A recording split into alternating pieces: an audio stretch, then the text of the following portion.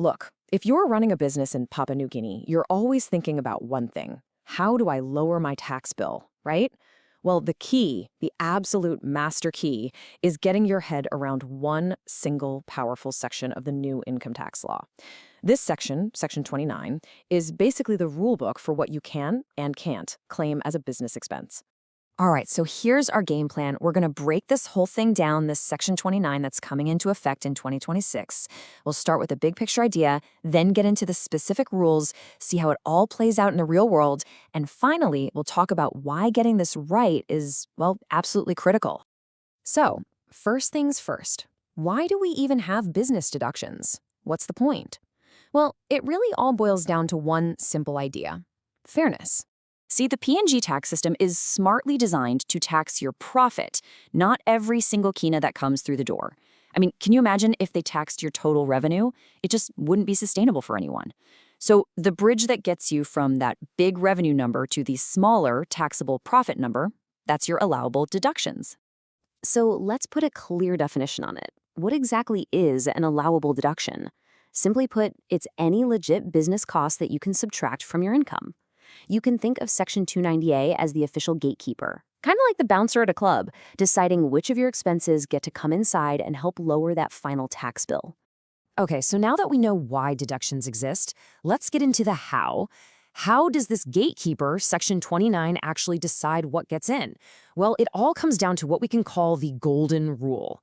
All right, so here it is, straight from the horse's mouth, the Income Tax Act itself. Now, I know it looks a little dense and full of legal jargon, right? But don't worry, this is the foundation, this is that golden rule we're talking about, and it's actually a lot simpler than it sounds.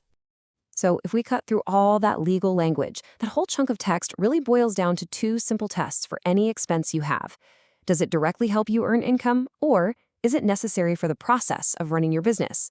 An expense has to meet at least one of these two criteria to even be considered. Let's make this super clear with a couple of classic examples. Think about the salaries for your sales team. That's a no-brainer, right? They're out there actively making sales, directly generating income. That passes the first test, easy.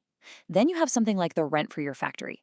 Now, the rent itself doesn't make a specific sale, but you absolutely cannot run your business without it. It's necessary, so that passes the second test.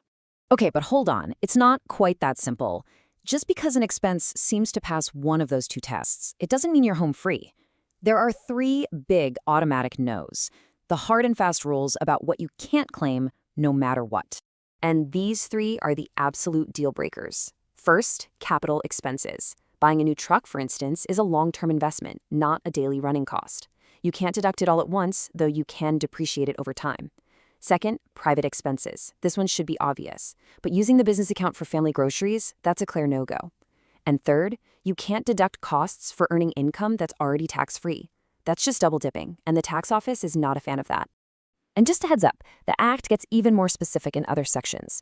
Things like government fines or illegal payments are obviously out. There are also specific limits on some things. For example, with business entertainment, you can generally only deduct 50% of the cost, so you really have to watch out for those details. All right, enough with the theory. Let's see how all these rules actually play out in the real world.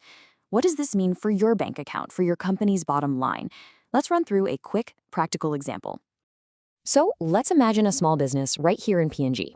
They're doing well. They've had a great year, and they've brought in a cool 1 million kina in total revenue. Okay, so at the end of the year, they sit down and go through their books. They apply those two key tests from Section 29. They filter out any of the automatic exclusions, and what are they left with? 600,000 kina in legitimate allowable deductions. This is the real cost of doing business: wages, rent, utilities, the whole shebang.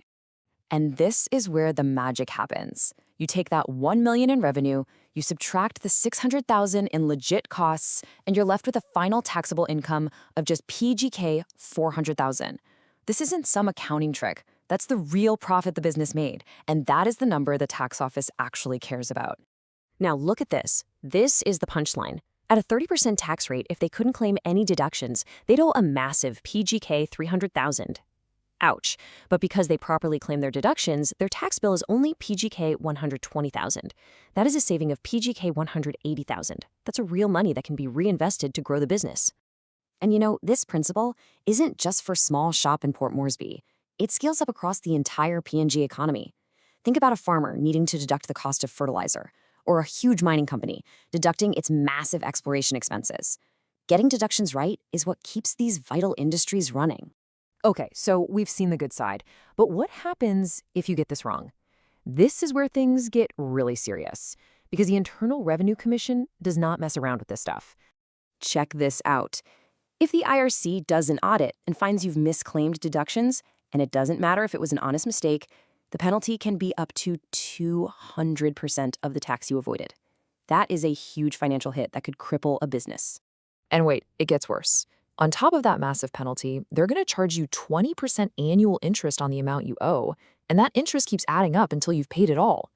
These costs can spiral out of control incredibly fast. And here's the kicker. The one thing you absolutely have to remember: the burden of proof is 100% on you, the business owner. It is your job to prove that every single deduction you claim is legitimate, backed up with evidence.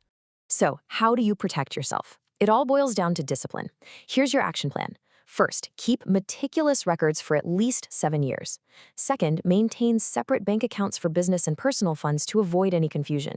And finally, learn the rules. Understand the difference between a simple, deductible repair and a major capital upgrade that has to be depreciated over time.